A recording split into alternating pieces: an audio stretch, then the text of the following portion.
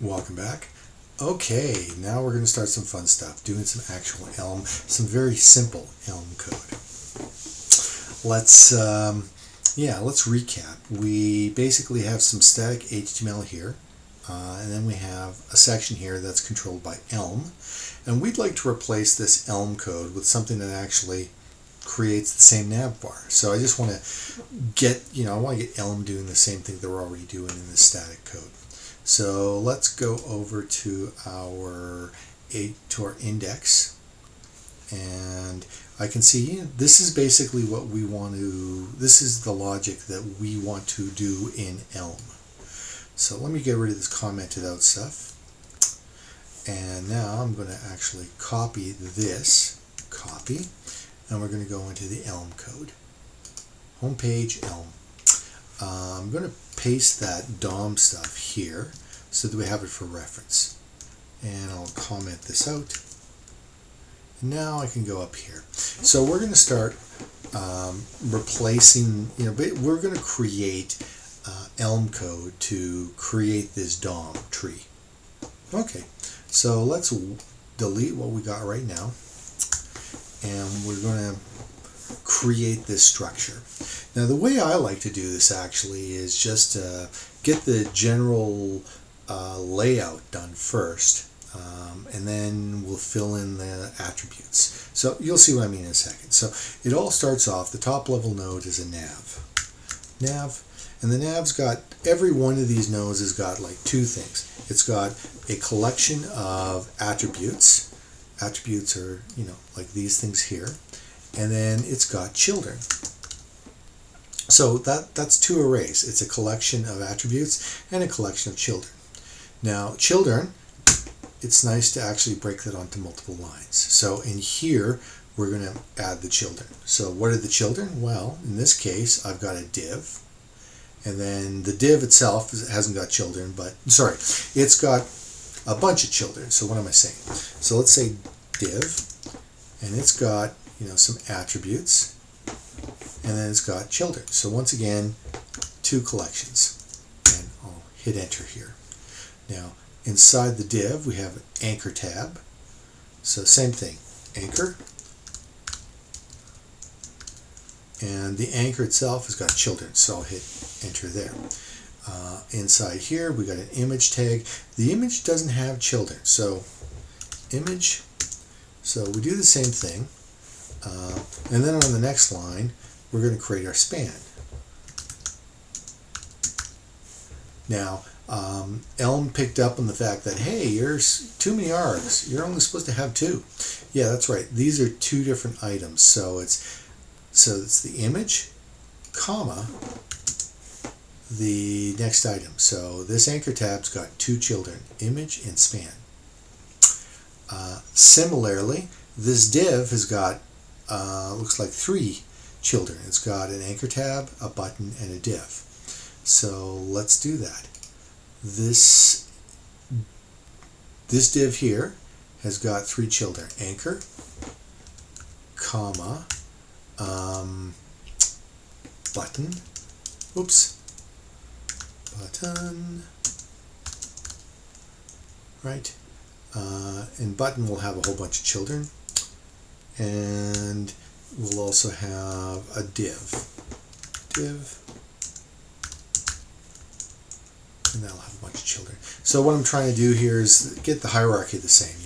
Inside this div, I've got an anchor, button, div, anchor, button, div. The indentation strategy here, actually I'm going to run the Elm formatter. So I'm just going to go Shift Command P and say format document.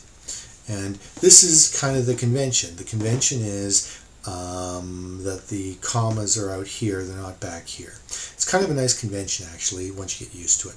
So yeah, we'll just let the Elm formatter format our code.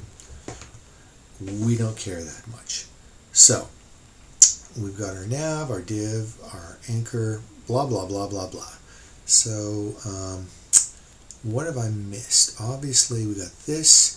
Inside our button we've got need a span. So inside our button, I think I'll do it like this. Button has got a span, and it's got the two sets of classes.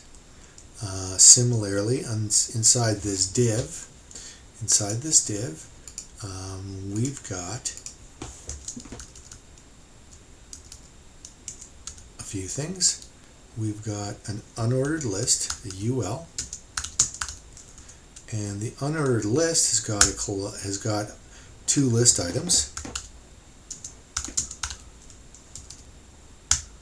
There's one list item. Here's the other list item. So far, so good. And inside the list items, the first one, there's an anchor tab. Anchor. And with this one, there's also an anchor tab. Okay, not too bad. Let's just let Elm format them for me. So once again, Command-Shift-P, format document. Okay, looking good. Okay, if we run this, it's going to be pretty, I haven't got any data in here, so it's not going to show us anything useful. So let's get some of these attributes and things copied into here. So we're going to start with this one. So here are the attributes for this nav. So go to this nav, those are the attributes, and the syntax is a little different here. It's ID space, and then we put a comma between each attribute. Class. Everything's a function call. There's actually a function called ID that takes a top nav, and this is a function called class, and it takes a string. In fact, if I hover over it, you'll see, oh, class takes a string. Similarly, ID takes a string. Let's go into this div, fill this one out.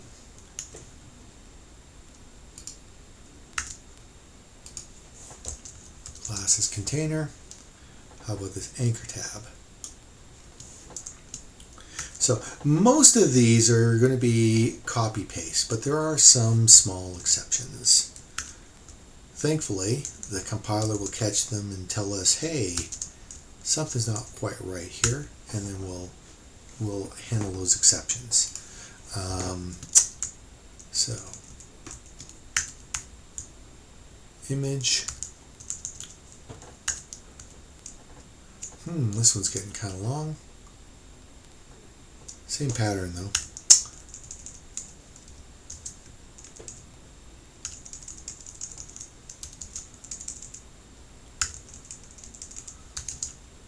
Now I can see something I'm going to have to fix, but I'm going to let the compiler catch it for us. We just need to keep working along. There. And the compiler is now noticing that, hey, width is supposed to be an integer. So in Elm, we actually pass an int here. Very nice. Okay, what's in our span? Ooh, span. We got a subnode that's actually a text node.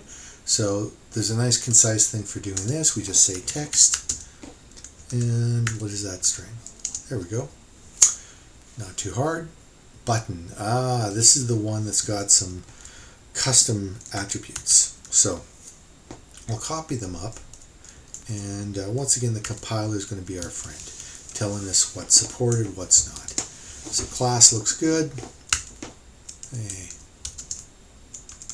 Oh, type's got a funny color. That's because it's a reserved word. So if you look in the documentation, you'll find out that, actually, if you want to put an attribute here, you add a underscore to the end. And we can see, yeah, it found it. So that's the attribute called type, as opposed to the type called type. Now this one, okay, we can see, what's the problem here? Well, this is actually a custom attribute. That's not built in. So we're going to we just want the attribute to be on the DOM node. I believe, let's see, data toggle, I believe that's I think that's a bootstrap type. So, it's all good. A bootstrap attribute. So let's add a custom attribute. attribute.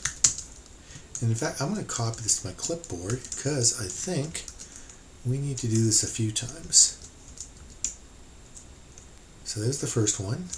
Data target is also a custom attribute.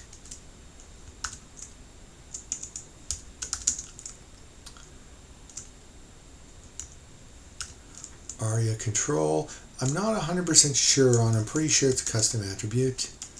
We'll just see what happens. ARIA expand.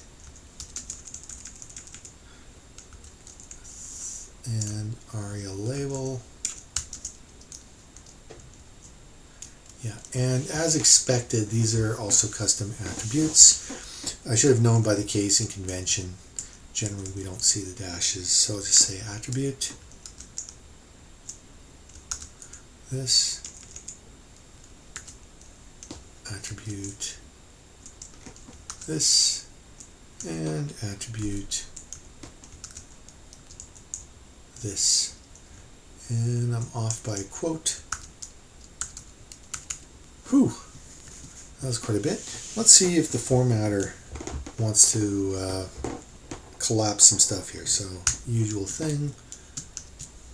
And you would think I'd remember this shortcut, but I actually remember how to get to the command palette. So I just go to the command palette, say format document.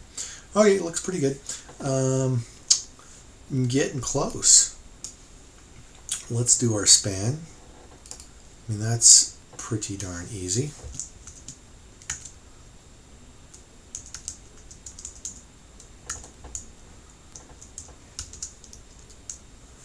And moving along.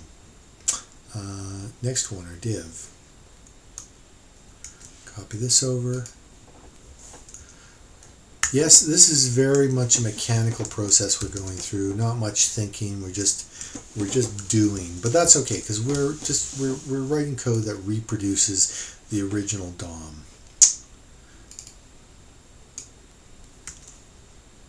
What will get more interesting is when we start updating this code to, you know, actually merge with some data.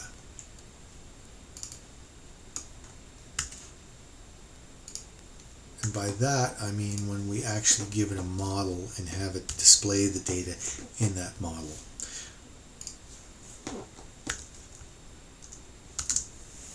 Whew, almost done. Last set of attributes, I hope. Oh, and I can't forget that text node. So here are the attributes.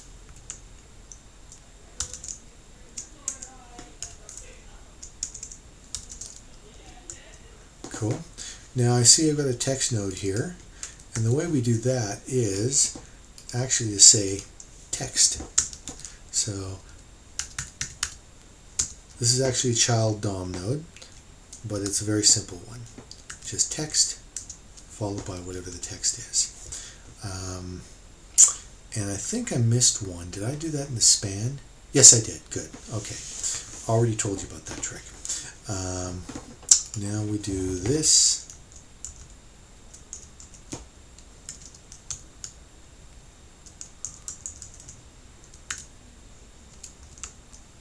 So far, so good.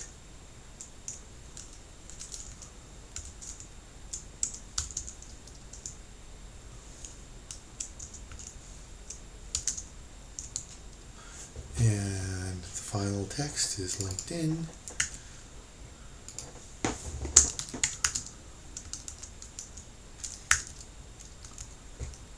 Okay, I think we've done it. We've done it. Let's run our Elm compiler again. Okay, so we've compiled this, and let's refresh our web page. Yes. So that's exactly what we'd hope would happen, is we've recreated this piece of, you know, static DOM totally in Elm. So not too bad. All right. I think I'll commit these changes. I am noticing something. I got a lot here. I'll probably add a git ignore for Elm stuff, of course. But I'll be checking this in. And then next, we're going to move on to the next part of the web page and follow a similar boring process. Now, yes, so this might be a little boring, and of course you can skip by anything you want to, but it's the step that I'm going through to get from A to B and doing it in baby steps. So hope you join me in the next one. Thank you.